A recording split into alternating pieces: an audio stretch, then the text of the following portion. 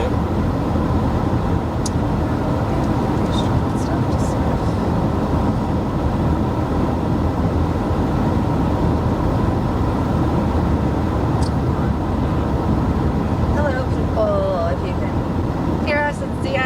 Second, making sure. You see it, John? Okay. So it's the headline is in and stuff. Waiting for it to load on my computer. Hello, my friends. We have bad Wi-Fi or cell signal.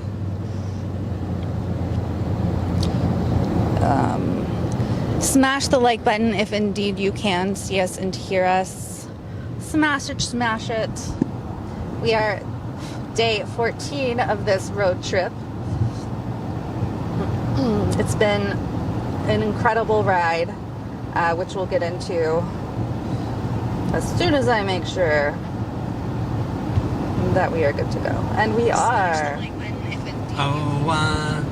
The last Tuesday, get your booty on. Oh, we're live? Mm-hmm. Wonderful. How's the connection? Decent? I believe it is. On my computer it's not, but okay. That doesn't matter. Let us know in the chat if everything's going okay for you. Which began in Philadelphia, where we were for several days, then went to Cleveland, were there for a few days, then went to Louisville, Kentucky, there for 4 days, I think. And just finished up in West Virginia, where we were for 2 or so days.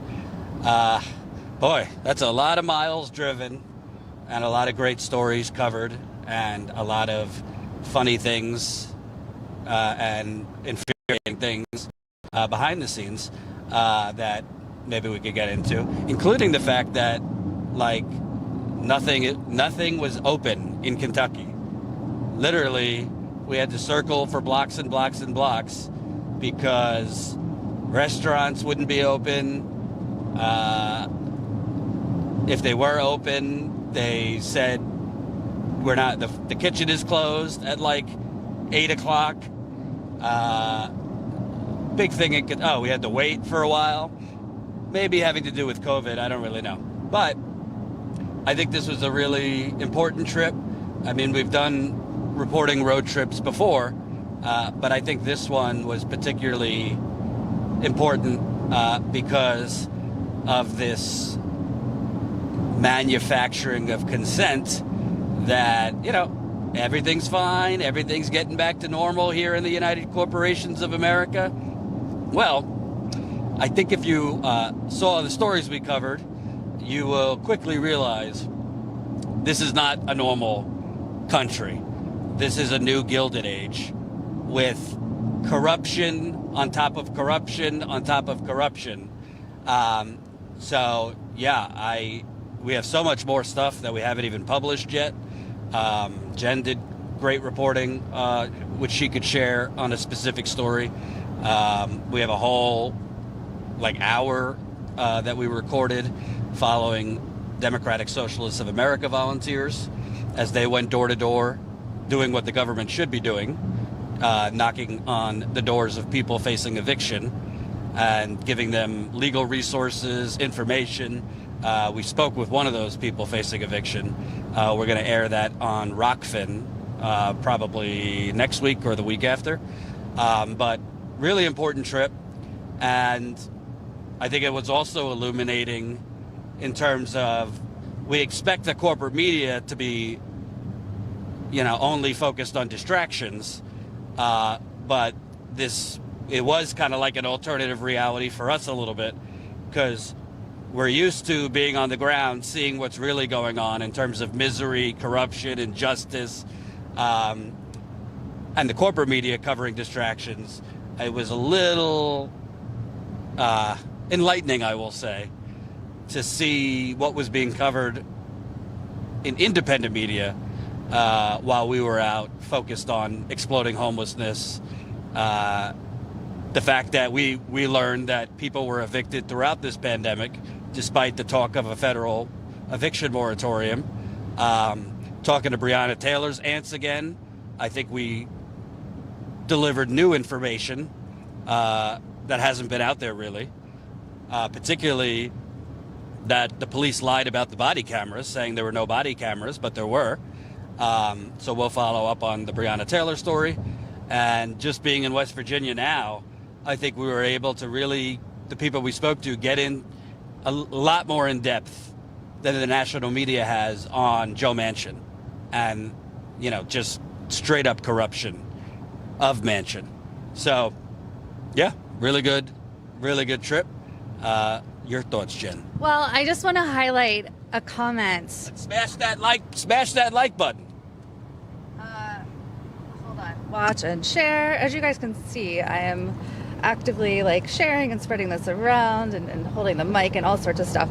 But I want to highlight an incredibly important and accurate comment from Dimitri that says, "You're a saint, Jen. Don't know how you put up with Jordan." Any response? What did I do? How I put up with Jordan? I think that on the grand scheme of things... No, focus on the me being a saint portion. Oh, yeah. No, yeah, definitely. Oh, I thought you'd have a rebuttal. I mean, every human being, there's pros and cons. Every human being, there's pros and cons. But I will say, I've always felt this way about status quo or anything else. If I had the choice, I'd rather have work with people, even if they're not experienced in certain areas, that bleed the same vision that I bleed, which is to cover these stories, and that's Jen for sure. And she's okay. So I was complimenting well, you. not really. No, I was about to say, and she's terrific on air too. I've been pushing her to do more on air.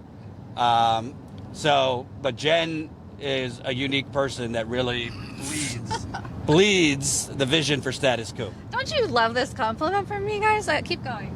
It is a compliment. Wrapped in some stuff. No, I think you're very good on air. I was saying there's people that, want to join or want to do work with us that, maybe they have experience on air or whatever, but they don't particularly want to get in the trenches and travel as much as we do, or, they want their weekends, that kind of stuff. That's not the case with Jen, John behind the camera either. Everybody here believes their first thought is not going viral. Their first thought is covering what's important. I think what Jordan is trying to say, because now I've been reporting for several years, is that I came into this from a marketing background. I was a ghostwriter, digital marketing, web marketing and stuff. And so when we first started working together, I did not have experience, but we had a vision, a shared vision, and I would not have it any other way. People are co-signing on my sainthood and also agreeing that's a backhanded compliment. You said it much more eloquently than I. Yeah. I wasn't slighting you. I was saying I think it's important to have people that literally. You're implying that That you what? You were like, I'd rather have people who aren't experienced journalists, etc. But I am now. So. No, that's true. Not just you. In general. Yeah, but it sounded. Yeah. Another way. Yeah, I didn't mean it like that. By the way, Jen's a much better researcher than I am. She could find where the bodies are buried. She knows the dark web and all that shit. And I think she's great on air. Didn't mean it as a backwards compliment. Thank you, Fly Chomper Fly. Let's just have a Jen celebration. Where are the compliments for me? Jen has several forms of expertise that are vital to her position that Jordan does not have. This is 100% accurate. I thought this was a reporting trip recap. I didn't know to bash on Jordan. Anybody? Hey, viewers, you want to Stretch No, my back. Jordan. It's about to break my back. I have a long collar. Well, so here's the truth. Jordan is one of my best friends. He is truly a brother to me. He's done so much for me. Truly. Yeah, keep going. We both have. Like we've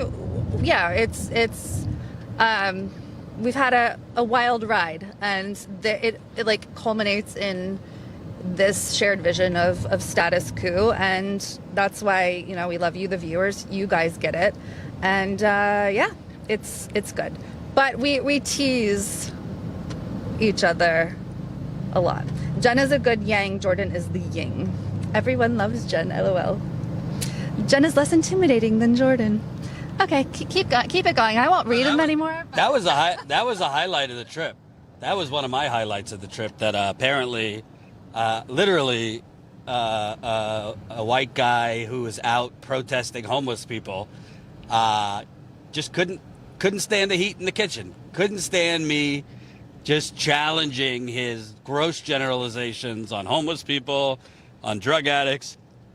I mean, honestly, I think 0 to 10, my normal 10 with that guy, I think I was at a 7.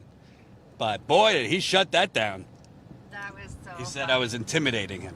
Yeah, like how intimidating, being asked a real question. Lisa says I didn't get the backhand vibe at all, and I'm usually pretty good. Thank you. Thank you, I'm Lisa. usually pretty good at picking up on passive aggressive BS. No. I want to make very clear. I knew exactly what Jordan was saying. This is just we tease each other like brother and sister. So that's what that is. No, Jordan is he's been nothing but. Like, he has pushed me to do more interviews and stuff regarding our Flint stories, for example. I literally, I'm getting better about this now, but I was terrified to do interviews with anybody. Like, not me as the interviewer, I'm fine with that, but me as the interviewee is terrifying to me. So, in opportunities that have come up, like to talk about our Flint story, I am always and have always said, like, no, Jordan, I want you to do it, not me, not both of us. I'm getting better about that now, for sure.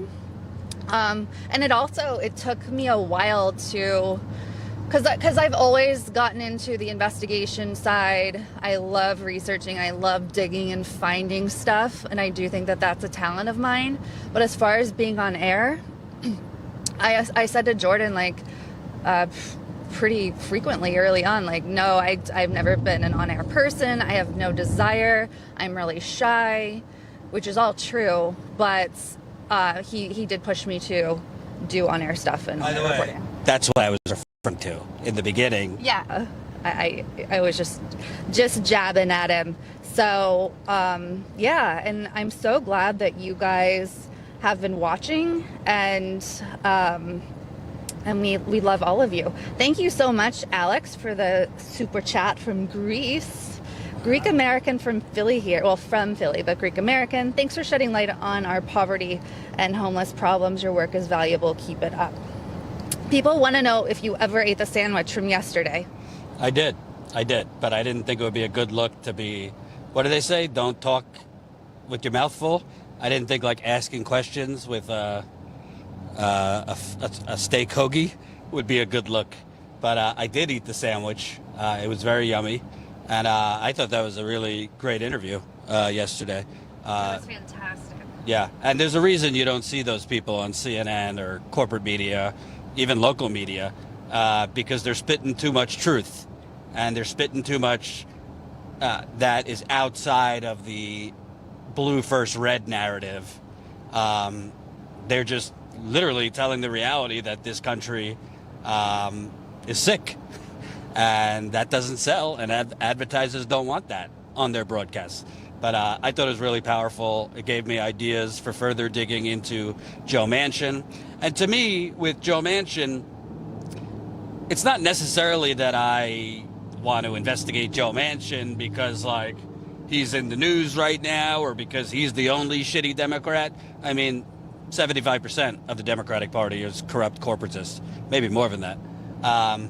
But I do think it's important, if the national media is going to focus on so much on one individual, but in focusing on him, not actually dig on the real corruption behind him and push this narrative that, oh, he's just, waxing poetic and he wants to save democracy and bipartisanship. I think it's really important to actually inform people on who he really is, which is corrupt. And we'll be further investigating Joe Manchin for sure. Also, we got other ideas. I mean, apparently in Philadelphia, there's real estate developers like on city council. I don't know. Call me naive. I think that's a gross conflict of interest. I'd like to know, are there other big business or real estate developers in government positions in Philadelphia? Louisville? I'm sure there are. And do they, while they are setting policies, what does their stock portfolio look like? What is their financial connections to their development in the city? I mean, Louisville is a treasure trove. I want to further investigate the mass evictions that happened during the pandemic. We learned beyond Breonna Taylor, there are protesters who were protesting for Breonna Taylor that were killed in the year of those protests under questionable circumstances. So there's so many different paths to take. And that's why leaving the studio and going in the field is so important. Yeah, you could research at home, you could Google at home, you could even call people at home. It's just a whole different level when you actually meet people face to face, talk to them, they direct you to other people in the community to talk to, and you get so many leads and you build sources to break even more stories. So that's why it's incredibly exhausting doing trips like this. It would be a lot easier if we had the money to just fly places and rent a car in each place so we don't have to drive everywhere. But, we do what we have to do to stay independent and not corrupt. Absolutely. We have, hold on. No, Jordan was not intimidating to that person. Absolutely not. So in talking about that, the interview with the guy who was protesting against the homeless, and Jordan was asking him questions, he was, of course, not intimidating at all. That person just did not want to be interviewed anymore, I guess, because he found, when people realize that they're wrong all of a sudden, that can happen.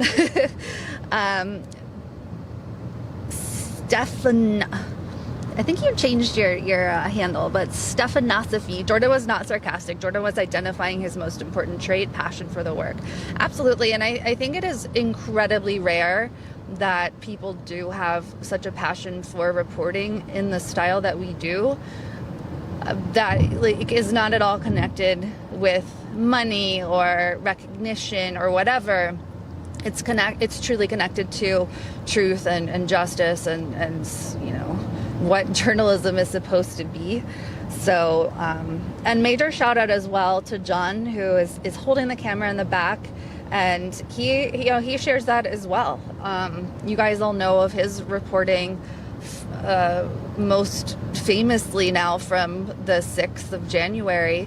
We were watching a CNN documentary on the 6th last night, and John's work is featured there, and it's featured everywhere. It was used in the impeachment trial, and it's been used all over the place for good purposes. So that's what we're trying to do here, is make sure that we have folks who do live and breathe and bleed this. I also want to make a point, and I think the audience knows this, but what we're doing is very much outside of the paradigm that sells. So, for example, I love our friends in progressive media. I'm not criticizing them, but I mean, let's just call it what it is. Most of the time, they're kind of doing clicky stories, right? They're kind of covering the day-to-day zeitgeist, or who's calling out who, or Sam Cedar punked Ben who? Sam Cedar punked Crowder. Steven Crowder, or Biden is terrible, Democrats are terrible, or the Jimmy TYT war, or name your hot take that's kind of cliquey. It doesn't mean that they have bad motives. They might very much be interested in those things, but it's just most people are not as interested in digging deep into these non-sexy topics. And YouTube, Twitter, corporate media, CNN, New York Times, Washington Post, the whole media ecosystem is meant to distract you from what we're covering. It's meant to make you only focus on Democrats versus Republicans, create boogeymans like Trump, and he is a boogeyman. But there is no real mechanism for these kind of stories to go viral, to go big. And it's designed that way through search engine optimization, algorithms, advertisement incentives. All the incentives are not to cover in-depth, substantive, authentic misery and corruption and injustice. Frankly, we're probably in our careers not going to win any awards, not because we shouldn't, but because these kind of stories do not win Pulitzers. These kind of stories don't get you invited into the CNN Christmas party. But we don't really do it. We don't really do it for that reason. And I know for a fact, if the delivery system, if the mechanism wasn't rigged, if everybody had the same opportunity to rise or fall based on their content, if we weren't being hidden on YouTube, my tweets are suppressed on Twitter, we would absolutely explode. Because I know for a fact there is a humongous hunger for what we're doing. And I even see it with people we meet on the road and interview who have never heard of Statuscoop, but are surprised that we're even there interviewing them or doing this, because nobody else does. And how many people subscribe right in front of us on the YouTube page because they've never heard of it, they've never seen it on their social media. Even in Cleveland, while we were interviewing a volunteer with the Democratic Socialists of America who's left. I think she was wearing earrings or something that said radical left. We were interviewing her. She even said wow, those are really good questions. She never heard of us. That's a common thing. If we had major funding, we could advertise a lot more. We could do more things, but we've had to do this on our own without big fat cat funding. And we'd rather do it that way and struggle a little bit than, take any shortcuts. But I think it's important to note, there's very few people who do this because there is no real financial incentive to it, or, I doubt I'm ever going to be trending on Twitter or stories we do. I mean, we've broken major stories on the Flint water cover-up, and we can't even get the corporate media to pick it up. So we're not saying this to pat ourselves on the back, but to explain to you, literally there is an alternate reality in the media ecosystem. It's perpetrated and pushed by the corporate outlets, and unfortunately more and more right now, independent channels are also focused on a lot of things that I think are a distraction. I completely agree with that, for sure. Louise says, the banter is hilarious. You guys are super. Absolutely. We banter all the time. Stefanosovi, Jenn is just less confrontational. She's higher in agreeableness. True. We do have different styles, too. Laura says, Jenn is wonderful, and it's okay to say that she's less experienced than Jordan. 100%. I learned so much. Don't tell him, but I learned so much from Jordan all the time. I think he's a world-class interviewer. And yeah, there's really no one who does it like this. And I say, when Jordan was at TUIT, like, I think he kind of invented this style of reporting in many ways. So 100%, I learned from Jordan all the time. Fly Chumper Fly says, yes, you do act like quarreling siblings, 100%. You guys are great. Keep smashing the like button and press share. And you can also create a new social post on your Twitter or Facebook or whatever. If you tag us on Twitter, I'll share it from all of our accounts. So there's some incentive for you. And it really helps because right now we have 200 people watching, which is, YouTube's going to do what YouTube's going to do. But we've sent out our website push notification for folks, which you can go to statuscoop.com.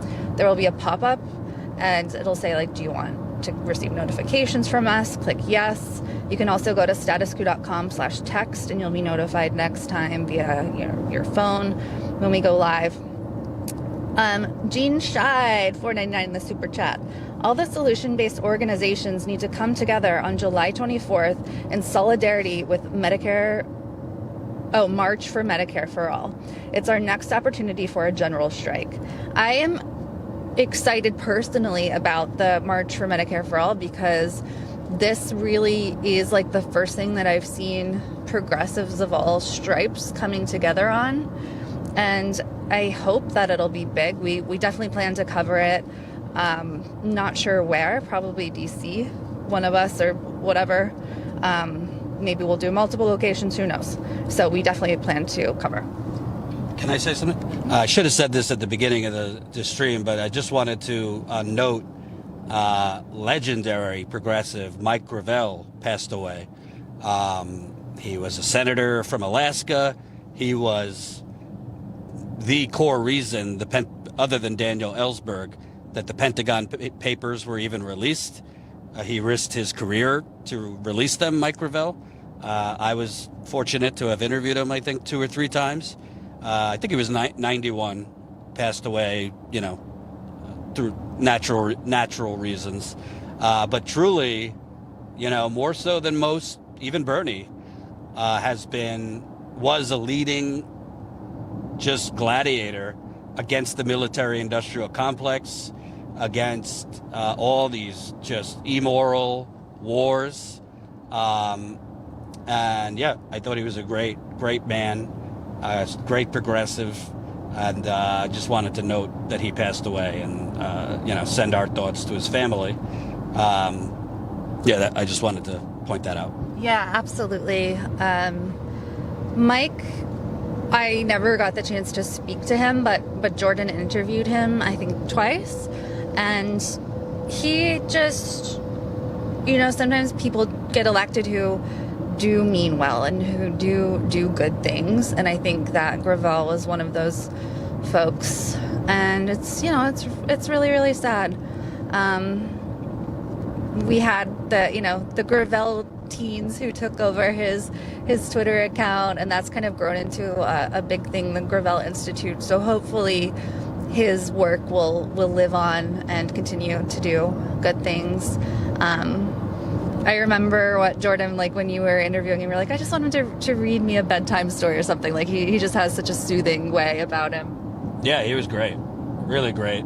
And, it's kind of when you get up there in age and you're not in office anymore, even more so than Bernie, you could just kind of just speak the truth. And he called out the military-industrial complex and went in depth about what that means, which essentially is the whole cabal. The banks, the corporations, the defense contractors, even the fossil fuel companies.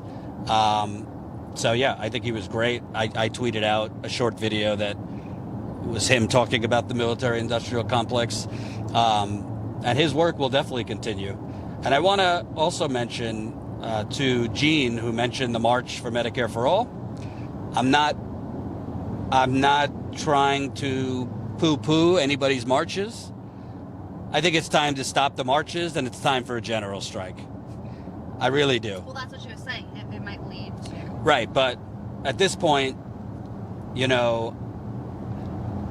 it's kind of that old record playing. So they'll let you march. They'll let you march if you're Black Lives Matter, even though the police will often beat you up. They'll let you march if you are against DACA or want to protect the DACA folks.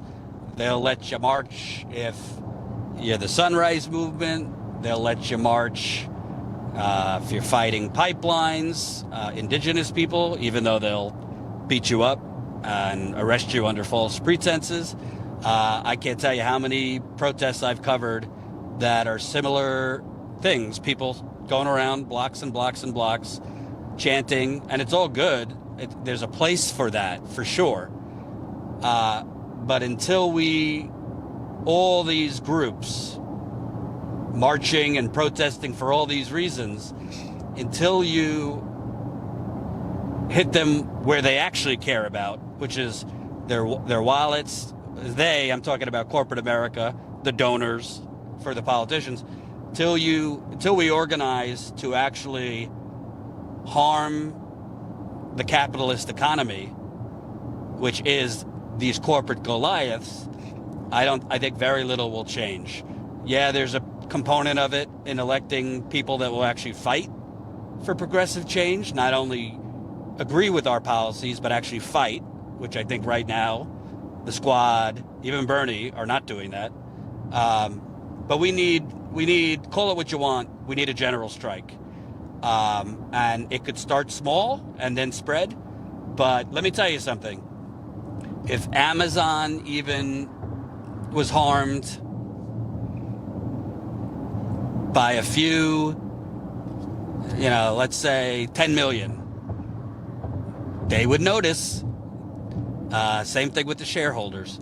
So I think these marches, in addition to marching for the actual cause, need to be thinking about and setting up infrastructures for strikes and mutual aid. Because obviously you don't want to harm the workers at Amazon or Walmart or whatever. And I hope that's the direction things turn. I really do. Yeah, I completely agree. Kelly Elaine, $50 in the super chat. Kelly, you're amazing. Saying, I'm patting you on your back. Kelly, we love you. You are a constant supporter and a bright light for us. We really appreciate you. Thank you so much. And by the way, this trip has been fucking expensive. Not because we're, at the casino, but everything adds up. I mean, we've probably stayed in 6 hotels at this point. Food, gas, parking. Oh, don't get me started on the parking. I mean, I don't know how people park in major American cities anymore because it's such a scam. We probably spent like $200 just on parking in various cities. So we appreciate every single person who's donated, big or small, because I think a lot of places kind of ask you to donate, ask you to be a Patreon, whatever.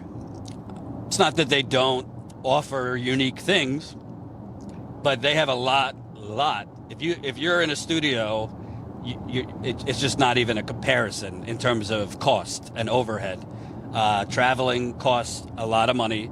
Covering these stories costs a lot of money. So we appreciate all the support. We absolutely do. You guys have really helped us out. We also have a page that I need to update, and I will later, but it's statuscoop.com/theotherpandemic, and you can catch up on everything we've reported on throughout this trip, from Philly to Ohio to Kentucky to West Virginia. And I have behind the scenes pictures there. I have links to most of the live streams and things that we've done.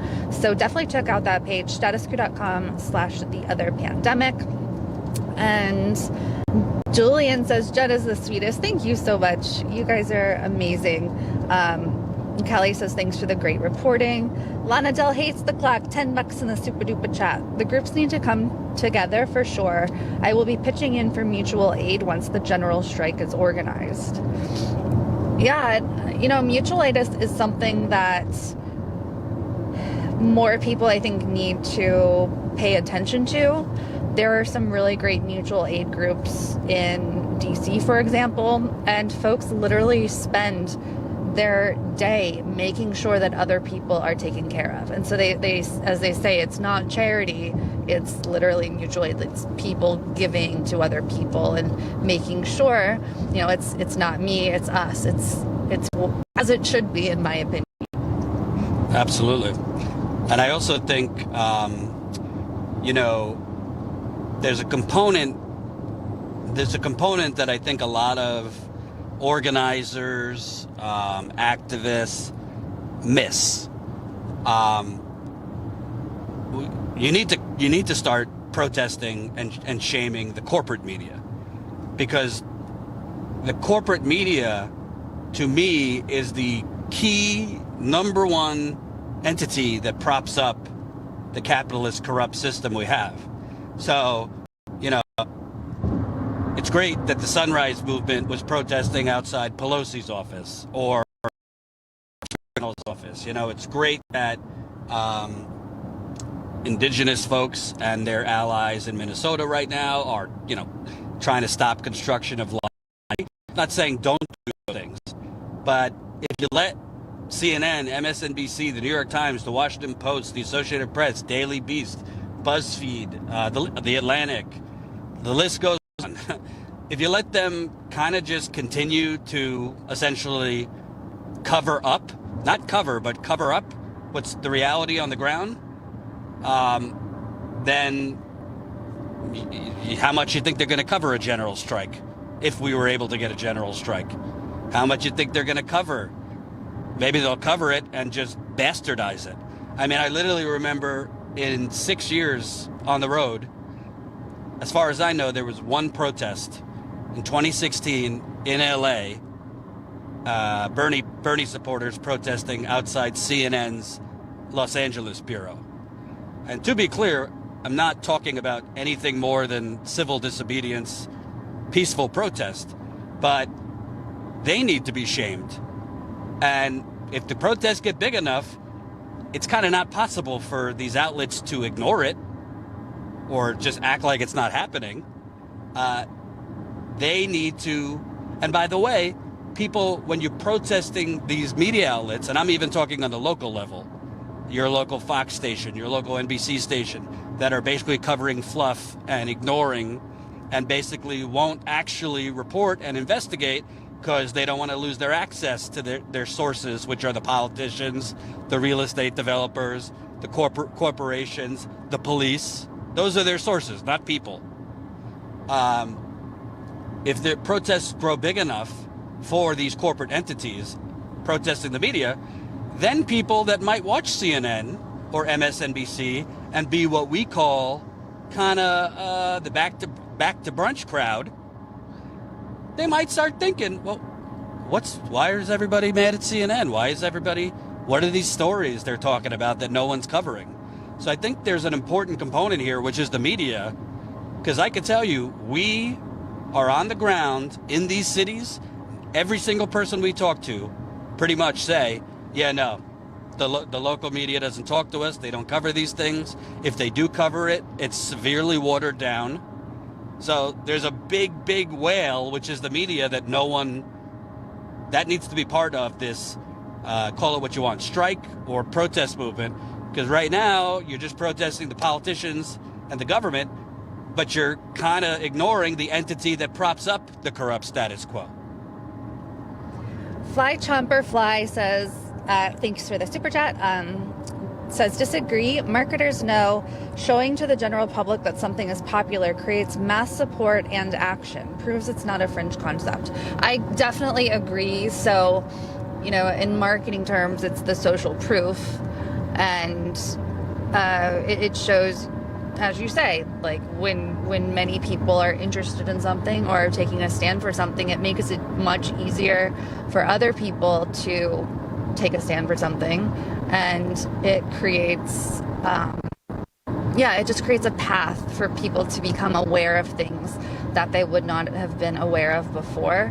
So I think we need both. We need the protests, but there's a difference between, having a protest and then everyone going home, like the Women's March or whatever in 2017, where it's like, okay, we wore our pink pussy hats and protested Trump. Cool, let's all go out to brunch now that Biden's in office. So there's a difference between that, and there's also a difference between like marching for Medicare for all, and then again, everybody going home, and everybody who went saying like, yeah, we're fighting for Medicare for all, but beyond that has to be action. And I think that's exactly what you're saying, fly Trump or fly. We agree. And by the way, all those people out protesting Trump and going back to brunch when Biden is in office, carrying out many of Trump's policies. Biden is currently carrying out a significant amount of Trump's policies, and essentially there's no pushback. And you get shit online from the resistance for being unfair to Biden and, oh, Trump is worse. So it's all just this blue first red. There's no consistency. There's no integrity among a lot of these people because Trump rhetorically and symbolically disgusted them. Yes, what he was doing disgusted them too, but more so Trump. But if Biden is doing a lot of the same things, it's not disgusting to them because, oh, he talks more civilly. He's not on Twitter. He talks about bringing people together, blah, blah, blah, blah, blah. So, yeah, that's kind of what we're dealing with. Loner Weirdo, €2 with a cool super chat sticker. Thank you so much. Also, we have $25 in the super chat from Jay Palmer. Thank you so much. You both are courageous journalists. Truly grateful for all you do. Well, we appreciate you for sure. Without you guys, we would literally not be able to do this reporting. Same with our Flint reporting. If without the support of viewers, we would not be able to go, investigate and break stories on Flint. We would not have been able to go on this reporting trip.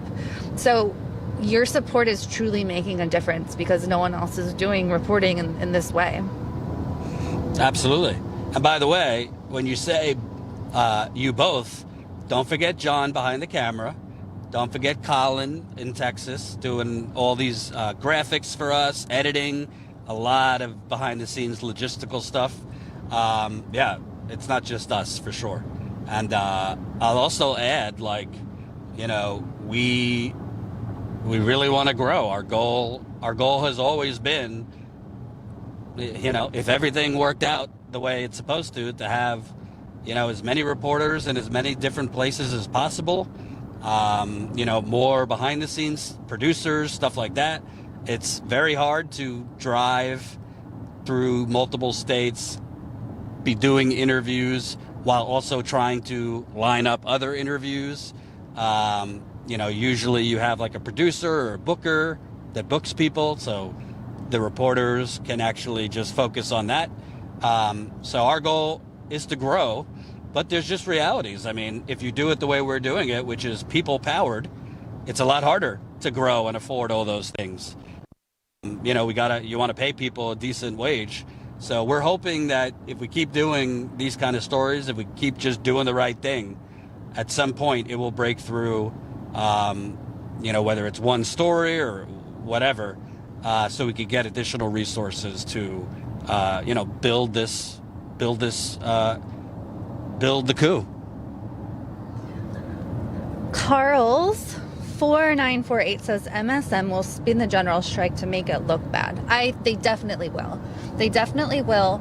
But with people power, with enough people, the spin can't win. Look at the recent numbers in polling on the media, so they could spin it however they want. I don't think it would be effective. A general strike, it doesn't really matter how the media presents it. It's the corporations looking at their bottom line. So the media, they could say it's a bunch of, eco-terrorists, communists out there. But if Amazon's stock prices start going down, if Amazon's earnings start going down, Walmart, McDonald's, Target, Uber, the list goes on. It doesn't really matter how MSN spins it. I actually think if MSN spins it that way, it would only embolden the general strike because people already don't trust the media. So yeah, I think it's a fair point, but I think there's the MSN could only do so much if people start protesting with their wallets.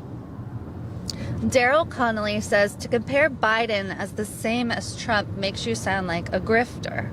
Okay, so grifter's being very misused and overused these days, but I get your general point. We are not comparing or saying that Biden is the same as Trump. It is simply a fact that Biden is progressing and continuing on with some of the same policies that liberals and progressives purported to care about back when it was Trump doing it. But now that it's Biden doing some of those same things, continuing many of those same things, people have gone back to sleep.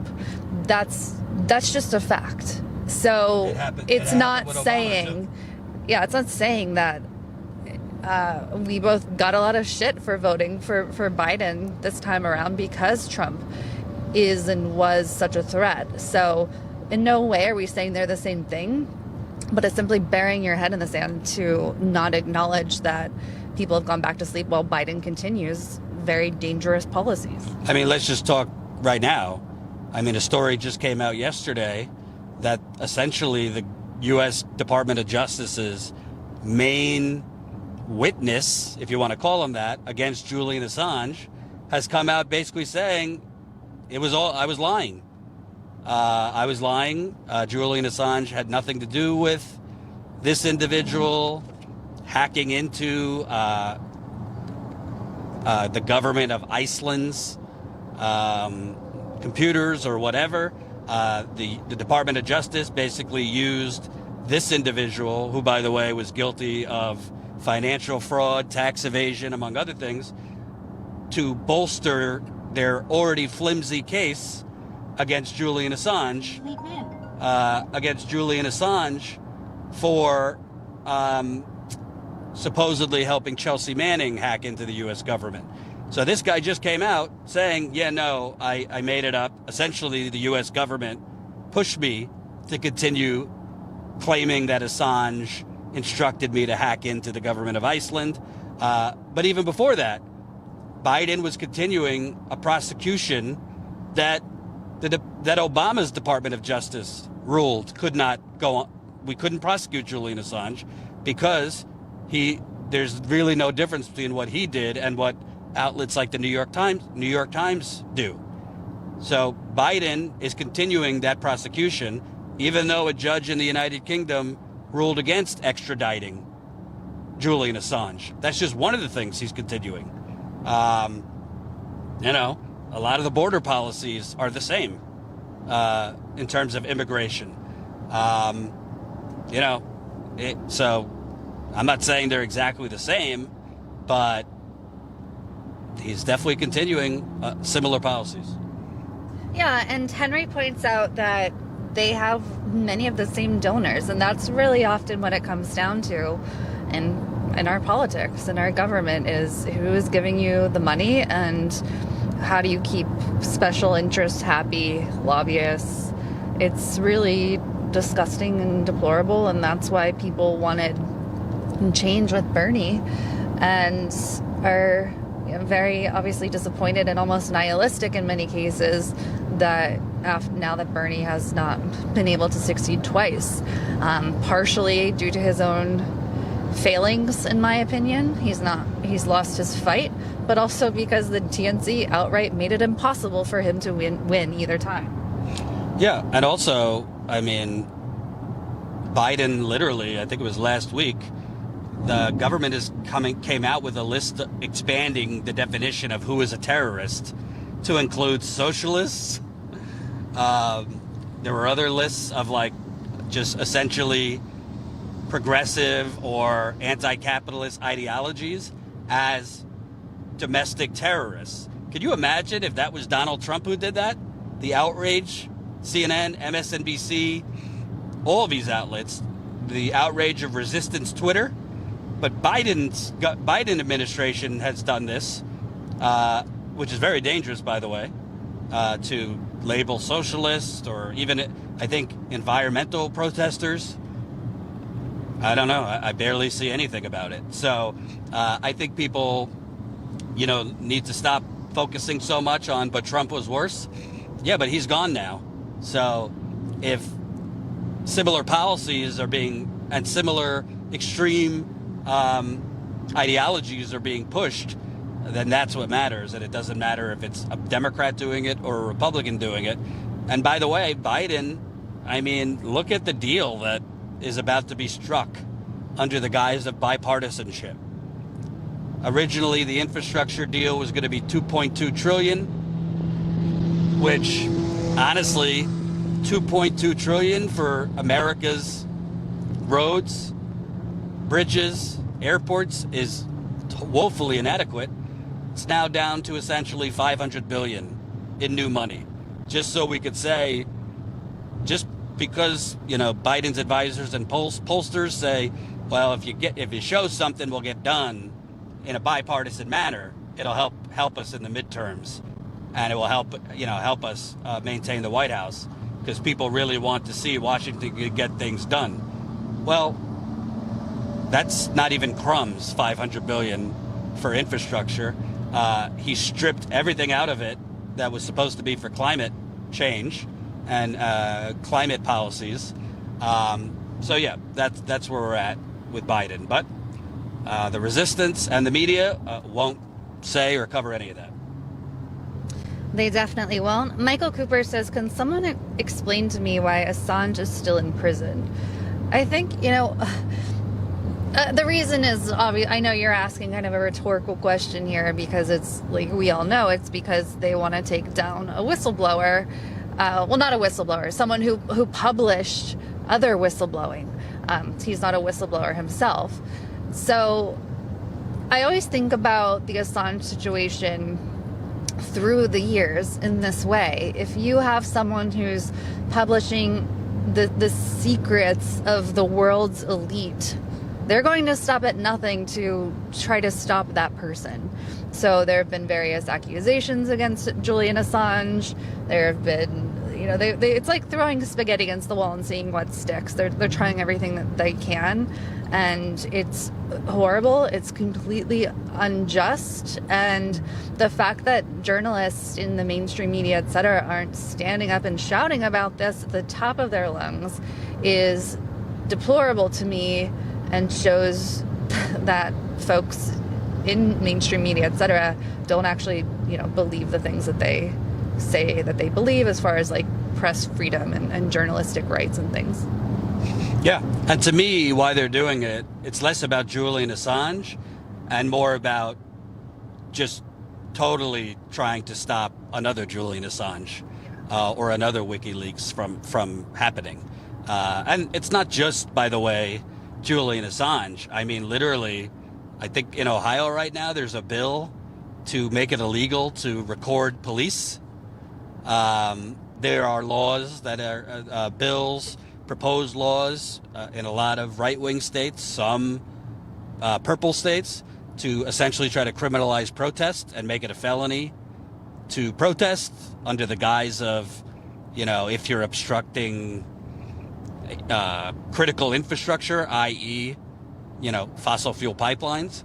But yeah, they want to get rid of the threat to the military-industrial complex, and they're using Julian Assange as a political prisoner to do so. And frankly, where is the Australian government? He's an Australian citizen.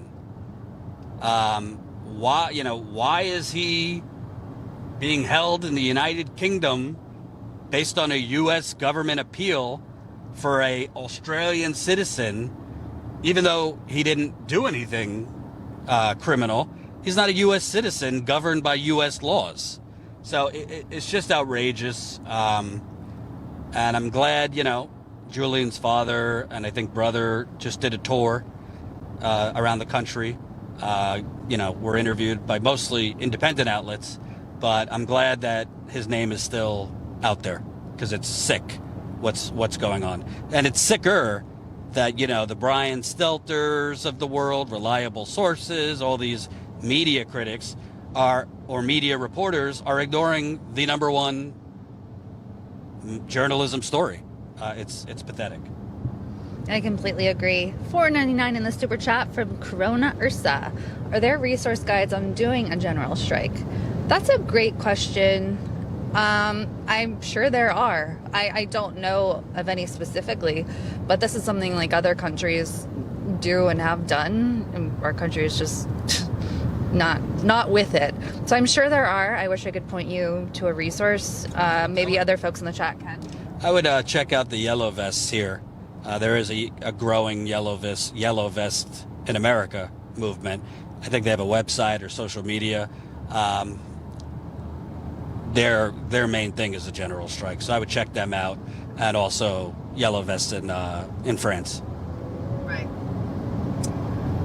$20 in the super chat from. You're not talking into the mic. Oh, sorry guys. $20 in the super chat from Daryl Connolly. Thank you so much, guys. This is so helpful. Keep sharing the stream. Keep smashing the like button, etc. Help get this out there. You guys know that YouTube is holding us down, is holding other independent media outlets down. We're trying to get around this by offering, ways to get push notifications in other ways. So we have an app that's coming out soon. I think it's in the Android store already, so maybe you guys can, or the Google Play store, maybe you guys can go search for that if you have an Android, Statuscoop. And we've applied for the Apple store, we'll see. But you can get push notifications that way. You can go to statuscoop.com, and if you're on the Chrome or Firefox browser and you get the pop-up, just click yes to get notifications through your browser, and statuscoop.com/text to get text notifications, and that way you'll know when we go live. You won't miss a beat. So keep the questions coming, keep those super chats coming. I'd love to hear from viewers, like, is there a specific story that stood out to you that we covered? Any questions about that story? Any stories we covered that you want us to dig in further to? It's always good to get feedback, like what the viewers and the people, what resonated with them.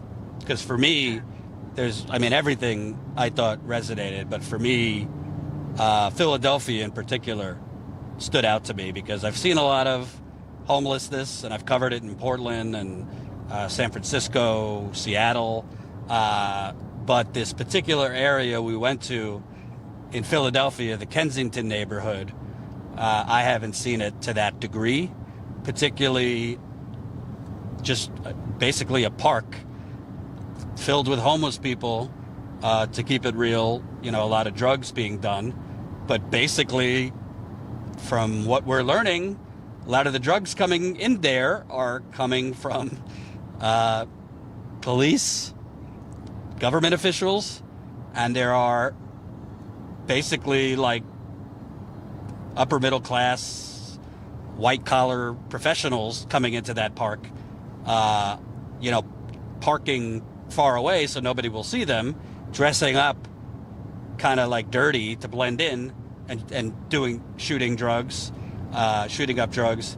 And the common thing you hear, that we heard from homeless individuals in that park, is they are hesitant to leave, not because they don't want housing, they desperately do, but they're a family, and they've had to be a family to survive together.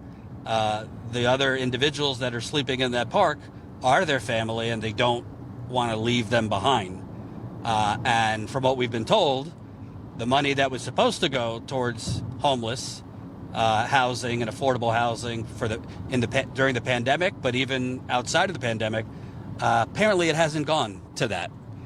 So that stood out to me significantly, because it's not just Philadelphia. This is happening everywhere. Homelessness is a choice, not by the homeless, but by the government allowing this to continue. Yeah, Kensington was, I think, just eye-opening in many ways. We've reported on houselessness across the country. There's something about Kensington that's kind of really sums up a lot of issues in this country. We also have some interviews and things that we haven't posted yet from Kensington. While Jordan was live there, I went. A gentleman walked me around and introduced me to his friends and folks who live on the street in Kensington, and so we'll post that. And he says some very things that might shock you, might not shock you. Again, to reiterate what Jordan already said, judges are coming down there and shooting up, and then locking people up who do the same thing. Doctors, nationally recognized doctors, are going down there and shooting up and then going back to their lives. And it's it's a fascinating set of interviews that we will be posting. There's other reporting yet to come that we did. I went to an autistic trans man's home in Kentucky, in Louisville, and the conditions that he is forced to live under, and by the way, he's being evicted, but under the American Disabilities Act, certain things were supposed to be taken care of by AllTrade, the landlord, which is a big company with a very problematic company that I want to look into more, but literally sewage from other people's apartments are coming up into this man James's house. And the solution is this like clear tube running through the entire apartment all the way down. He's on the 3rd floor. There are holes in his walls. The floor is uneven. It's a lot. So I take a tour of his apartment. I interview him, and I interview Felix, who is working with folks like that. So we have a lot of stuff that's yet to be posted. And it's just been a really incredible trip. So we definitely want to hear from you guys what stood out to you. I know a lot of people were very, very interested in the kind of Joe Manchin expose, if you will, that Jordan's done in multiple parts, along with the West Virginia Democratic Party. The women that Jordan interviewed yesterday. So yeah, let us know. We want to kind of have a convo with you back and forth in the chat. Hossam said $5 in the super chat. Thank you. Why does the left deny and avoid other crimes? Uyghurs, Hong Kong, Navalny. You can critique U.S. foreign policy and call out other nations' atrocities simultaneously. I think that Martin, for example, who report more on what's going on around the world, Rania Khalek, others, we definitely have opinions on things, and we do touch on things, but there are just different reporters on different beats and interested in different things, and I think it takes all of us. As far as Navalny, he's a racist freak. I don't understand why our nation and nations around the world who are, our allies or whatever, are focusing on him as some great hero. It's very much, I won't say things I don't have evidence for, but it's very interesting to me that this racist bad guy is chosen as a hero just because he's going up against Putin or whatever. But as far as what's happening in China, there's a lot of weird denial on the left about what's happening there. Very weird. I also won't say more on that. I just have suspicions of why certain people are denying the horrible treatment of Muslims in China. Yeah, I like to be upfront and honest with the audience when I don't know something. And it's not that I don't care. I have only so many brain cells. Just investigating corruption in Flint is a full-time job, much less trying to investigate what's going on in other countries. I do hear on the left criticism of Saudi Arabia, plenty, what they're doing in Yemen. I've heard criticisms of Iran, China. I agree with Jen. It's not my expertise, but I do think there is, leftist bizarre denialism going on China, essentially prison camps that have been set up there. But, it's kind of like, how much can you deal with? But I do, Abby Martin does plenty on corrupt international governments and entities. So, I think there is plenty of people doing that. Yeah. We can only truly focus on so much. But we appreciate the comments. And I'll also point out, in terms of stories that stood out to me, so in Louisville, we just started to scratch the surface of the fact that, I always say this to the audience because other people in the media just kind of like look at the headline, like President Obama and Congress, just passed $170 million for Flint. So, yay, he's doing for Flint. And then you go to Flint many times and you find out, oh, wait, that $170 million, virtually none of it went to the people of Flint and water relief, and was sent through the governor of the state, who presided over the water crisis and is largely responsible, and then got done a gazillion other things. I said when, Nancy Pelosi, the Democrats, were huffing and puffing that we need $3 trillion to go to state and local governments, I said that would be great if the $3 trillion actually went to state and local governments, because I could promise you, based on what I've seen, that shit will be diverted quicker than you could fucking think, to nonprofits, real estate developers, public-private partnerships, and all this stuff, rather than exclusively towards, the keeping local government workers and the actual needs of local cities and governments. So that's why when we were in Louisville and we're learning, all we heard was about a federal eviction moratorium. This was a great thing, but we learned that this eviction moratorium has essentially protected a certain swath of people, but has potentially hundreds of thousands, if not more than that, have fallen through the cracks and been evicted during the worst period of COVID, when there was 250,000 cases a day, 2,000 to 3,000 people dying a day. There were people being evicted in Louisville, and likely in the other cities we went to. I interviewed a woman, Heather Boyd, in Louisville. She worked for the U.S. Census Bureau, was laid off in August of 2020. Didn't get filed for unemployment. Should have gotten it. Didn't get it. I think a story just came out, I think it was Bloomberg, about millions of people that should have got unemployment but didn't. She didn't get unemployment, and then her lease was up. She was behind on rent. The landlord wouldn't let her re-sign the lease, even though there was a moratorium. When she basically caught up in rent, she still got evicted by her landlord. And she went to the city government of Louisville.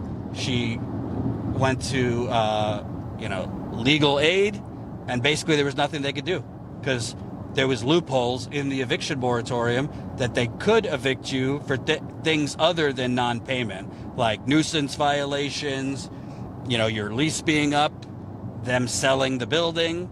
So that's just one person. And she was homeless for 4 months. She got evicted in March. She just found a place. And the only reason that, even though she didn't have a place to live, she was helped is because the local Black Lives Matter in Louisville, I guess, got an Airbnb for her and others that were in the same situation so they could have somewhere to stay while they were looking for permanent housing. How many people didn't have Black Lives Matter or another group to help them when they got evicted? And they were homeless on the streets. So this is going on while the top line headlines in the media is the eviction moratorium has been extended and people cheer. But what about all these people that have been evicted because the federal law essentially was created with more loopholes than a amusement park ride? So we're going to cover that a lot more and dig into that a lot more, because it just shows you a lot of the narratives on policy don't dig into the reality on the ground of a lot of these policies. By the way, we just drove by a truck that had a bumper sticker that said, it's not a choice, it's a child.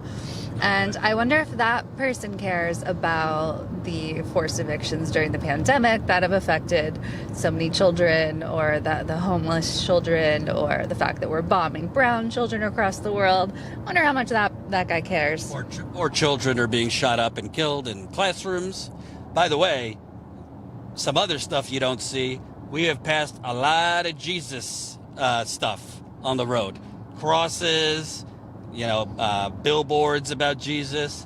Yeah, when you're in Kentucky and other West Virginia, a lot of that are going around. Absolutely. OG Chris, who, by the way, OG Chris Garrett gave us an incredible gift card to Outback Steakhouse, so shout out to you. We had an amazing dinner, so good. We really appreciate you. But OG Chris Garrett and the Firsty Ferret report that our Statuscoop Google Play app looks great and is playing the live stream perfectly. That's very exciting. Yay! Thank you to Colin Tooley, who got that set up for us. I can't wait to see it myself. It's been up, but we haven't had a moment. What else? Lanadil hates the clock, $10 in the super chat. Enjoyed all of your coverage on this trip. Super to get a job for that man. We'll have to follow up, and hopefully he did, in fact, get it. We'll see. The two women in West Virginia are awesome. Joe Manchin talking today about paying for the infrastructure bill. He really is an enemy. Well, I don't think he was talking about paying for the tax cuts for rich people. I don't think he's talking about paying for the $750 billion military budget that just went up, by the way, under Biden. I think it was $733 billion before Biden. Under Trump, just went up to $750 billion. I don't think he's talking about paying for the aid to all the countries we give aid to, including Israel, by the way. But he wants to talk about how we're going to pay for health care for poor people, or working poor people, how we're going to pay for roads, bridges. It's all a fucking sideshow bullshit. And he's corrupt. And by the way, I think something we were showing you, hopefully you got this, again, like covering the corruption in the West Virginia State Democratic Party is not exactly viral material. It's not going to trend. But we're showing you the tentacles of the corruption, because it's not only the top line, Nancy Pelosi, Chuck Schumer, the DNC. It's all the way to the ground, state level corruption, from city councils to local state parties to local environmental departments. It's easier and more cliquey to focus on the national villains, but on the local level, people like the fine people we were interviewing from West Virginia, they're being oppressed, and they're drinking dirty water, and they're drinking, and they have no health care, and their education system is shit, and their minimum wage hasn't been increased to a living wage, not just because of Joe Manchin, but because of essentially the puppets in the state Democratic Party and the local puppets that are elected in West Virginia, not federally, but on a state level, because they basically serve at the pleasure of Joe Manchin. I mean, we were told, everyone we spoke to, they're all just allies of Joe Manchin, and Joe Manchin basically runs the state party and state affairs. I'm sure where you live, similar things are going on with the state Democratic and Republican Party, by the way. So that's why it's important to show you these things.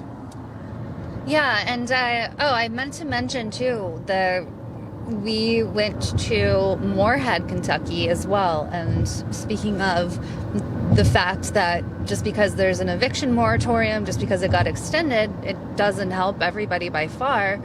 An entire mobile home park got evicted, not because they weren't paying. They were paying taxes, they were paying rent. They got evicted because a greedy developer and city made a deal and kicked them all out with 45 days notice. Some folks had lived there for decades, and it's really crushing. I did a live interview with 2 women who were forced out, and it's heartbreaking. There are tears. It's a really, really heartbreaking interview. So there's so many, all of the stories we did are so important, and no one else is doing this type of reporting. Steve Wolfbrand, $4.99 in the super chat, saying love your work. Thank you so much, Steve. We really appreciate you. Catherine Nichols, $10 in the super chat, saying keep up the good work. Thank you, Catherine. We appreciate it. I'm gonna say it's hard work. We're all exhausted. We're all like broken physically. John still has pain in his ribs from being crushed when he was capturing what was happening inside the Capitol during the insurrection. Jordan's had 2 back surgeries and is still often in pain. I have long hauler, from COVID and additional issues that were sparked by COVID. So it's like broken people doing everything we can to shine a light on these issues. Yeah.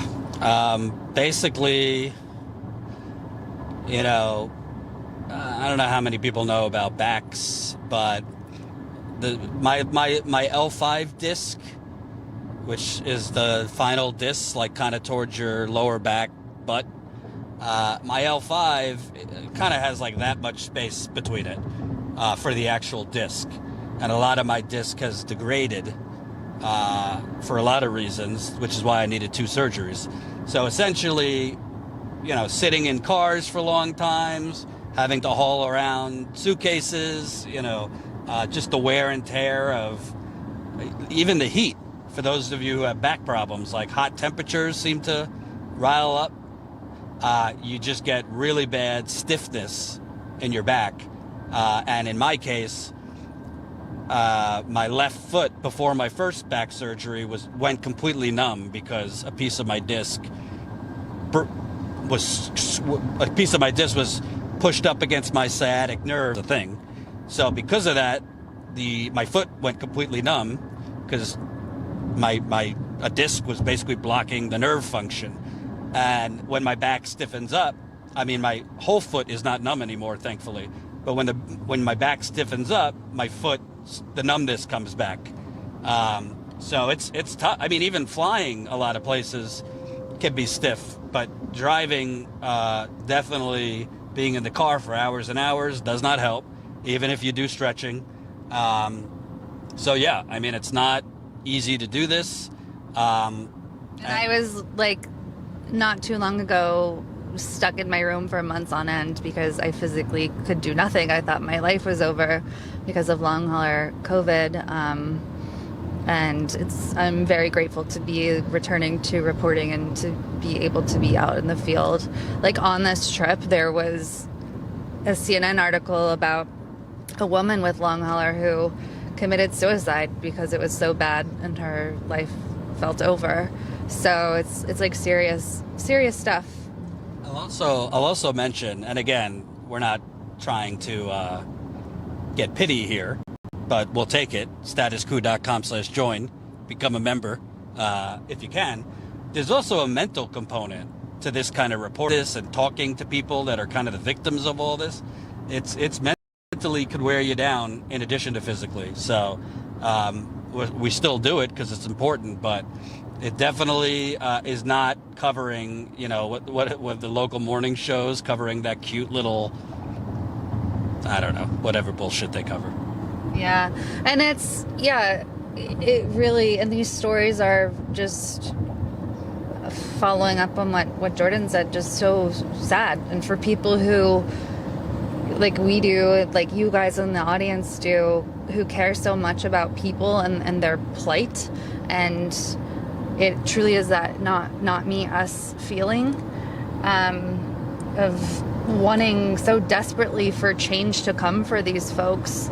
And then you connect with people. We've both been so touched by people and so sad for people that we've spent our own money to help people, etc., which we don't need to get into because that's not what it's about. But that's just you want to fix it for everybody, and you can't. And so mentally, that's really hard, for sure. Thomas asks if Paula Jean Swearingen, who ran for senator in West Virginia, is she on the left side, or would she probably not stick to what she says? I think Paula Jean is very genuine, actually, and she's actually criticized AOC and the Justice Democrats. I think she I'm paraphrasing, I think she put out a tweet basically saying, like, I'm dropping my affiliation with the Justice Democrats because they're not fighting the way they said they were going to fight. And she's, frankly lost 2 elections, but is still fighting. She was just arrested in D.C. the other day. A lot of people from West Virginia came up for what they called the March on Mansion. The only reason we didn't interview her while we were down there is because she got arrested in D.C. And then I won't get into it, but she had something else going on that she just wasn't available. So, yeah, I think Paula Jean's very, pure, if you want to say. We should also talk about that a little more, because one part of this trip that really stood out is just this kind of freak out at the Nina Turner interview. I mean, we did a whole live stream on it, but just kind of this paradigm where we're covering this important stuff, but if one thing or one interview they don't think is, I guess, aggressive enough or pure enough or whatever, that's the thing that a lot of people were focused on, which was the Nina Turner interview, which was surprising to me because I just see a growing amount of unproductive nihilism among progressives. Yeah, I think people feel nihilistic for a lot of reasons, but that's like sucking some into a bad place. And yeah, we've spoken a lot about the response to the Nina Turner interview, and we've spoken a lot about how frustrating it's been to be on the road and have a huge chunk of progressive media simply reporting on inter-squabbles and fights, and then reporting on someone else's reaction to those inter-squabbles and fights, and then someone reporting on that, and then having like that person a guest on their show, and then people talking about that guest on their show. Like, it's just been this endless chain of ridiculousness in left media. And so, like, while we're out here literally in pain and so beyond exhausted and traveling through 4 states and trying to do this really important reporting, it's like, what are you guys all doing? What are you doing over there? So there are definitely frustrations. Although we've already said it, but shout out to Kyle Kalinske and Mike from the Humanist Report, who both of them covered different stories we covered. The Hill, Rising, which, it's not the same Rising as before, with Crystal and Sagar, but they've invited me on, so I'm going on tomorrow specifically to talk about the evictions going on despite the moratorium. So, I appreciate them taking an interest in our reporting. But yeah, I think ultimately, listen, I know the feeling when something you're doing is hitting, as they call it. Something you're doing is clicking or getting a shit ton of views. It's human nature. You just kind of want to keep hitting that chord and squeeze as much, juice out of the orange or whatever they call it. And that's partly what's going on with a lot of these outlets that, frankly, have been covering, TYT and the Battle Royale now for 3 weeks. So, it is frustrating when there's, the people that are supposed to be championing what we're covering, not because it's us, but just these issues, when you're literally going live with like homeless people during a pandemic, and other people are going live on like, this person blasts this person with like 1,000 live viewers. Yeah, it's frustrating and a little demoralizing, because it's like, wait a minute, what are we doing here in independent media? Are we just becoming like political TMZ. But, we can only control what we do, for sure. Yeah. Pink Moon, $5 in the super chat, thank you, saying, I'd like to thank you guys for introducing me to Jimmy Dore. I didn't know about his channel before. Well, good. I mean, that's great. That's funny to us, though. Like, usually it's the opposite, because Jimmy's audience is so huge, and he's had his channel up for so long, and YouTube is burying us. But yeah, Jordan had Jimmy on several weeks ago now, and it was a very good interview. Talking about Jimmy Dore, of course, opens a can of worms for some folks who are on opposite sides of the I don't even want to say it, the force the vote issue. But yeah, Jordan's known Jimmy for a long time, and I think people some folks, not you, Pink Moon, I'm saying the folks who freak out, just need to relax. And if they don't like a certain person, don't watch them. Yeah, I don't agree with everything Jimmy does or says. I've told him privately, and I say it publicly. Like, Jimmy's not a god. You're allowed to disagree with him on things. But I also think a lot of the criticism is frankly from a bunch of snowflakes who are mad that Jimmy's resonating, and particularly that Jimmy's getting more views than them. And, frankly, Jank, if you look at him in the mid-2000s, when the Young Turks started and he was ranting against George W. Bush and the Iraq War, and then even under Obama when he was aggressive in coverage against Obama, there's not that much daylight between how Jimmy is now and how Jank used to be. Some of his takes I don't agree with, but ultimately I think he's covering and calling out a lot of things that others are not. Yeah. Thomas says, I want to believe in Nina Turner, but didn't she say she would disappoint us? I'm not trying to get my hopes up, so I'm being pessimistic. Tiring always getting hopes up to be let down. I can't speak for Nina, but I think that she probably meant in the way that I could say, I will probably disappoint you at some time. Jordan could say, I will probably disappoint you at some time. That doesn't mean selling out. That simply means there will come a point in time where you strongly disagree with my opinion or something I say or whatever. But that should be okay. AOC, you say whatever. She's been very disappointing to me personally in many ways. She does do some good things. So I think that is a different issue than say a Nina saying, I'll disappoint you. You guys will be disappointed. And also perhaps, I don't know the context you're speaking in, but maybe she was talking about running, having her campaign. Because she lives, as we reported and talked about extensively, you guys can watch that live stream. It was another car live stream. But she lives in a very Biden district. It's not a very progressive district. So if someone needs to get elected and, that, what are they gonna do? Not do what their district wants? And then if they're serving their district, what are they gonna do? Like, make people on Twitter happy or do what their district needs? So I don't know what Nina meant, but I think it's safe for us to all say at some point you will disagree with me, and that should be okay. I also think, and we've talked about this a lot, but it's not really about Nina Turner. It's about human beings' mentality. So we're all disappointed. I'm disappointed. I mean, frankly, I was covering it. Jenn was on the ground in Nevada. We all thought Bernie was very close to winning the nomination. And I think it would have been harder. I think the easier part would have been him beating Trump.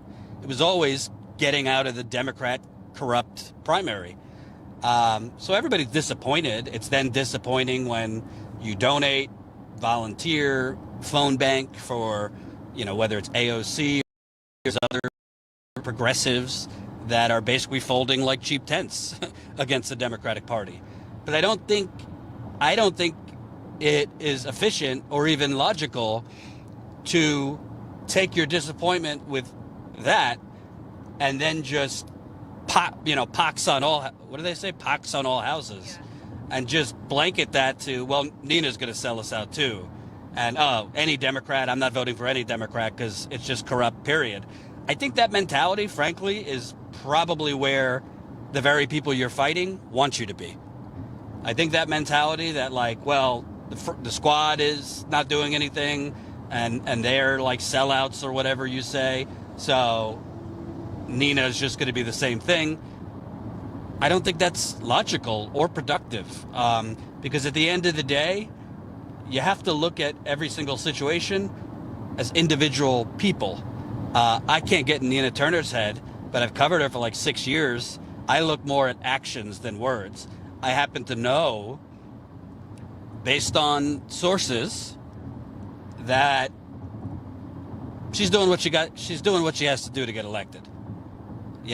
And when I say sources, I'm not talking about Nina Turner telling me anything, but I know enough people, and I know enough people in that world who've told me, she's trying to get in office in a pretty blue district that tends to vote for establishment Democrats.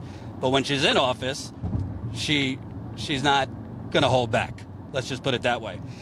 That could be true, or it could change.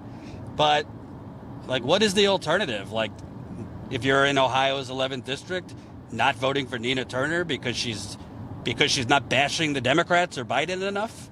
I mean, I just think that's stupid. You donate to whoever you want, volunteer for whoever you want. But, I think Nina Turner has shown enough over the years to kind of not hold her accountable as a candidate, but to not automatically think that, oh, she's already selling out, blah, blah, blah. Why? Because she's not bashing Biden and the Democrats in an interview? To me, I just think that's not productive. Right. Canvas Dancer, shout out to you. Hope you're doing great. $4.99 the super chat. Time to relax? Probably not. There are stories not yet published, stories to follow up on, road trips and their expenses to prepare for. Much love. You are right, Canvas Dancer. I'm certainly getting no rest because I'm going to be doing a training this week. It's going to be interesting. So it's I can't even remember what group runs it. So 1 week, like, Vice is going to be doing the training, but this week the New York Times is going to be doing the training. Sell out. Everybody freak out. Sell out. Jenn's going to a New York Times training. Oh, Sell my out. God. Sell out. What? Fraud. It's going to be crazy, though, because What's the training? The training is... It's focused on reporting in dangerous situations, and so dangerous infield situations and dangerous investigative situations. So it'll be like, if there's an active shooter and you're there reporting, here's what you're to do. If there's a disaster, if someone is bleeding out right in front of you, here's what to do. Digital security, in keeping yourself safe, in keeping sources safe, getting that deep whistleblower sort of information in a safe way that keeps you and that person safe. So it's the training is, I think, going to be really interesting, and they did not accept very many people into this. They rejected me because I didn't apply. So he did not apply because he doesn't listen to, and I tell him 3 times in a row that he has to remember to do something, he forgets. So I will be going, it starts at 8:30 in the morning, which tomorrow, so here I am coming off of this exhausting road trip and going directly into that. So I'll be in New York this week, but I'm excited, I think, because obviously the New York Times has the resources to do this sort of training, and it's stuff that I need to know. I've been in several very dangerous situations this past year, when I was attacked by police for reporting on George Floyd protests. I was mugged trying to, report on a racist guy in New York. And yeah, it's been a lot. So I'm excited about this training just because I want to know these things to keep myself safe, and I'll pass along the information to Jordan and the team and whatever. So it's going to be like all day. I feel like it's like journalism camp. But again, they didn't accept very many people, and it was because of you had to kind of prove your worth. This was an extensive application process. You had to prove that you're actually out there doing real in-field reporting in dangerous situations. So I had sent them like some links to some of the work that I've done, and I sent them the write-up that the press freedom folks did on when I was attacked by police and stuff like that. So I don't want to say like I'm honored to have gotten in or whatever, but I'm glad that I did, because I think it'll be valuable, and we'll see what happens. It's going to be exhausting though. It's like all day. Good thing they never looked at our Twitters, because I haven't been so kind to the New York Times. Neither of you. No, we make no secret of the fact that we are not mainstream media folks. Who by the way, the New York Times had CIA agents working there in the 1950s and 60s. Oh, no, it's not even just that. Like literally they've had government programs where most of the main reporters in the 50s, 60s, and 70s were literally part of a CIA program at all of the major outlets and newspapers and things like that. Like, this is a fact. And you can look back at history as well and see how people reported things wrong. For example, Mr. Dan Rather just happened to be one of the only people to get to see the Zapruder film before it was released, because it was given to Life magazine, or they purchased it, and no one got to see it except for some stills, and then Dan Rather got to see it, and she just so happened to get the way that Kennedy's head went wrong. Be careful, we're on YouTube. You're not allowed to talk about this. I will say whatever the hell I want. But so you look back at these situations where folks have literally reported things incorrectly, or reported things in the way that the so-called state wanted them to report it, and it's because they were part of a program. Also, this is something that we're gonna do like series of investigations on like historical things off of YouTube, so that we could say the actual truth. But Ben Bradley, who headed up the Washington Post at the time, so JFK had a mistress named Mary, and in the last 2 years of his life, and she kept a diary, but Ben Bradley stole the diary and gave it to a spook. So who knows what was in that diary? But there's a lot. So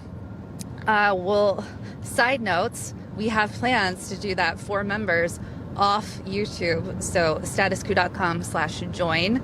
We'll be doing a series of stuff like this with these like facts that will shock you, but are historically completely accurate. Chris Garrett says, what will they tell you to do when you're interviewing someone with hair dye dripping down their face? Run! Yeah, exactly. Run! Get away. Rudy lost his legal license there. And by the way, we haven't even gotten into Trump's rally yesterday, which we watched a lot of it. And boy, it's going from a 10 to a 15 out of 10 right now with Trump. And I think it's only going to get worse. Wow, people are actually being really nice about the New York Times thing.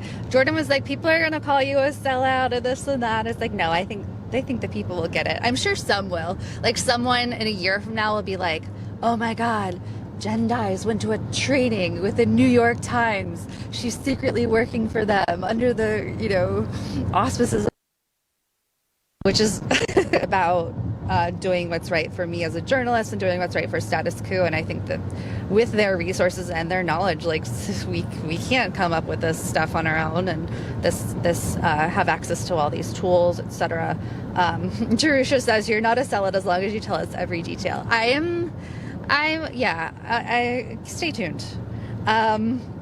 Stay tuned, my friends. Pink Moon says, nah, Jen's cool. Her heart is in the right place. I appreciate that. Yeah, you guys get it for sure. Michael says Jen's phone needs safety training as well. I also dropped my phone on this trip. At least I wasn't attacked, and like that's how I lost it. But yeah, it has a crack now. That's okay. Omar says, Jenn, you should tell us these stories in detail one of these days. Sure, I can. There's stuff up on the channel too. But yeah, we all have like crazy stories from this year reporting, just totally nuts stuff. And that's what happens when you're out in the field, and that's what happens when you're like doing real reporting kind of fearlessly, I guess. Wait till my tell-all book. That'll be a fucking thing. It will come one day. My tell-all. We will be excited. Yeah, Jeffrey Call, Mary's Mosaic, definitely. Yeah, Dave D, Statuscoop deep dives. There are certain things that we really want to talk about and kind of dive into, and I like the style that like Blowback podcast does, where they dive into the Iraq War, and they reveal stuff that I think most people don't know. Just totally nuts. Our connections with Saddam, the absolute, and Chapo's done this too a little bit, like diving into the Bush family. Actually, Chapo went through the Family of Secrets book, which everybody should get their hands on and read, like ASAP.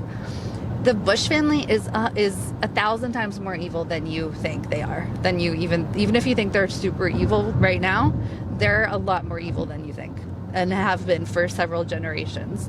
So stuff like that, stuff that isn't like modern day news, but factually we can report on with like shocking kind of info that is important in understanding what's happening today.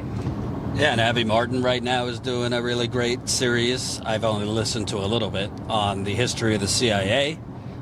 So yeah, there's definitely things we want to talk about for sure. I'd also like to cover some more indigenous things that I don't think really get covered that much. So yeah, stay tuned. Yeah, that was one of the things that we discussed too, is the fact that so many indigenous women go missing, and children as well, is horrifying, and definitely not enough light is shown on that. So it'll be topics like that, and we'll take suggestions as well. But gosh, yeah, there's so much that we want to discuss. So that's definitely in the works for sure. Speaking of Jesus, the only way to God. Oh, there's so much Jesus stuff.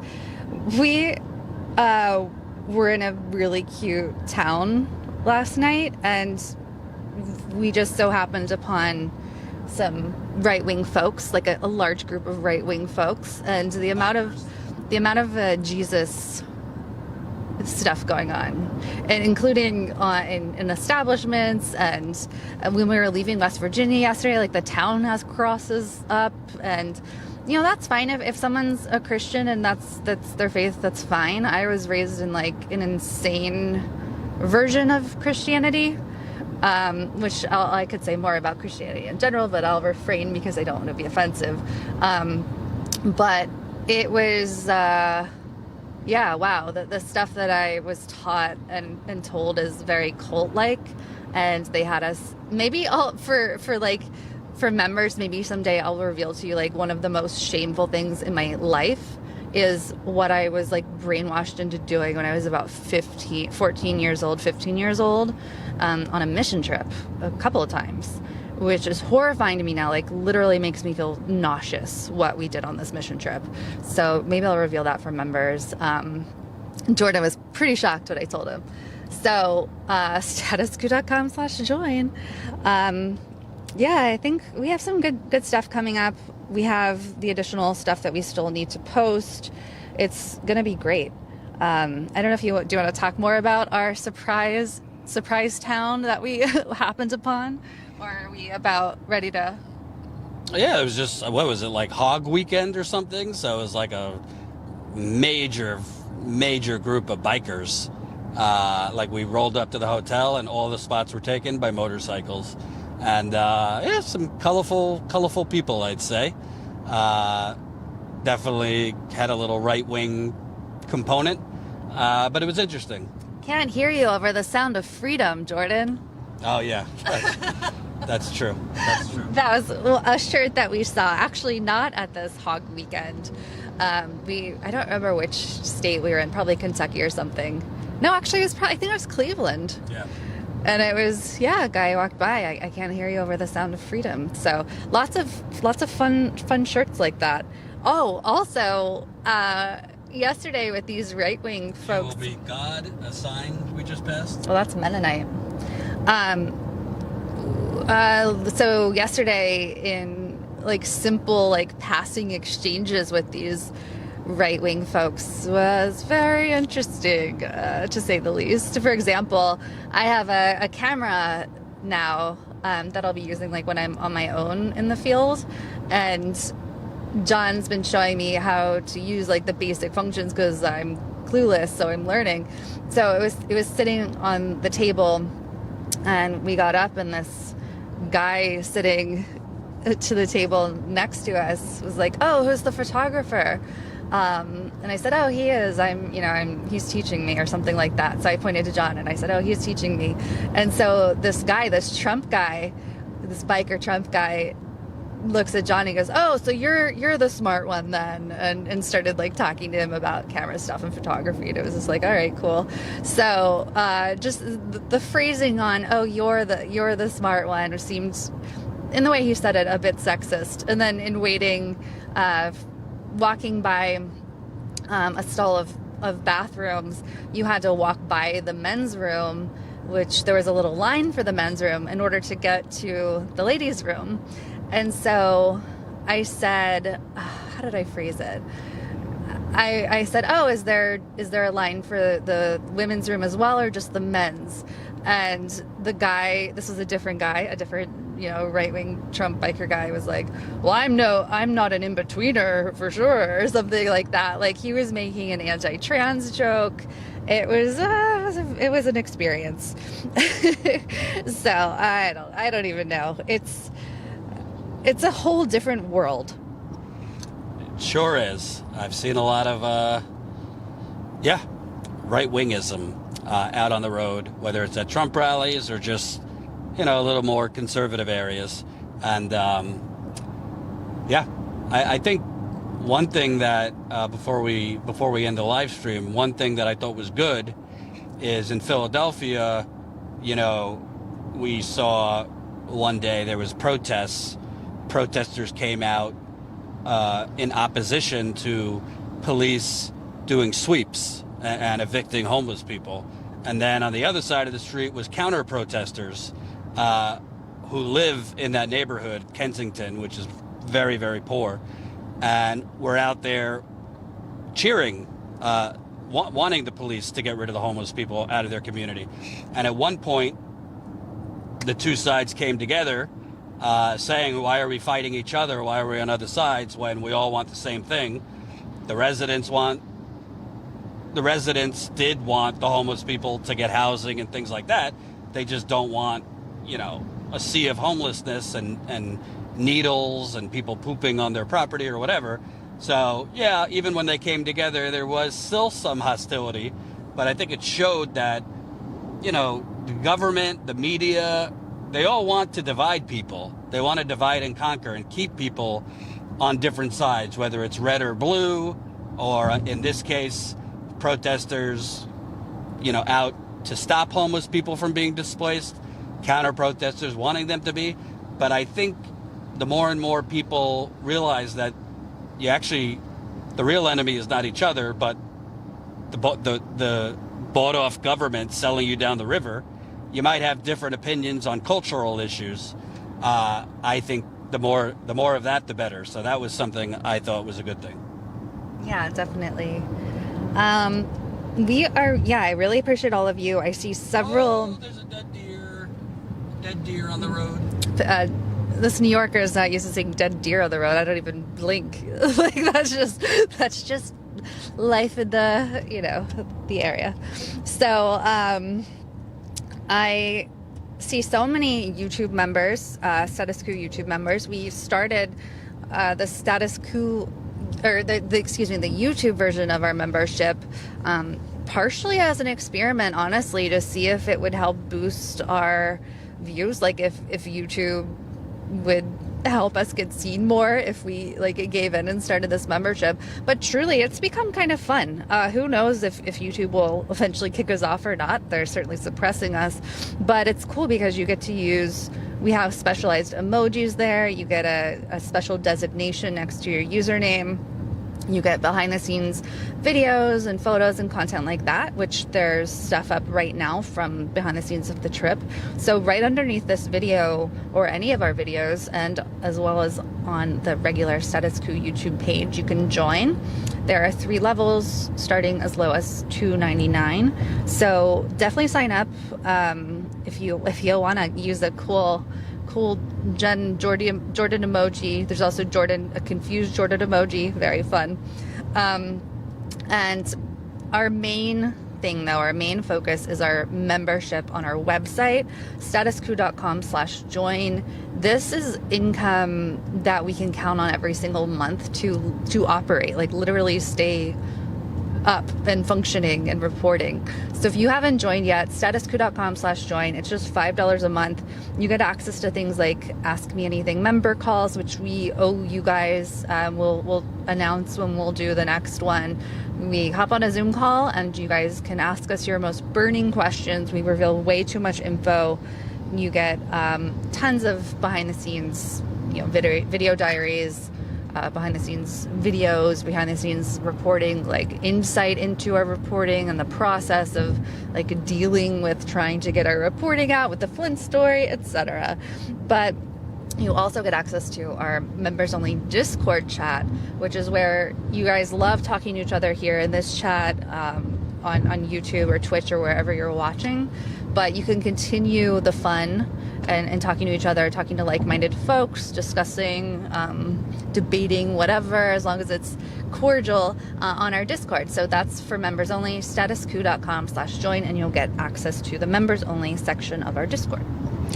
Yeah, and I definitely want to encourage people to get on Discord more, because when I've gone on lately, I haven't seen as much communication, but I definitely want people get on there. I'm trying to get on there more myself, because it's just fun and it's nice to kind of connect in real time when we're not live on whatever's going on, and some serious discussions, some silly, but yeah, we want to really build the Coup community, which Discord is part of. Definitely. So we thank you guys all. If you can, share all of our reporting from this trip that's up already. Share it in relevant Discords and relevant Facebook groups and relevant subreddits and things like that. Maybe there's an eviction subreddit that you're in, or unemployment, or maybe of a group that works with houseless folks. Wherever it is, spread the word about Statuscoop. Word of mouth is so important, and we appreciate you all. Thanks for watching.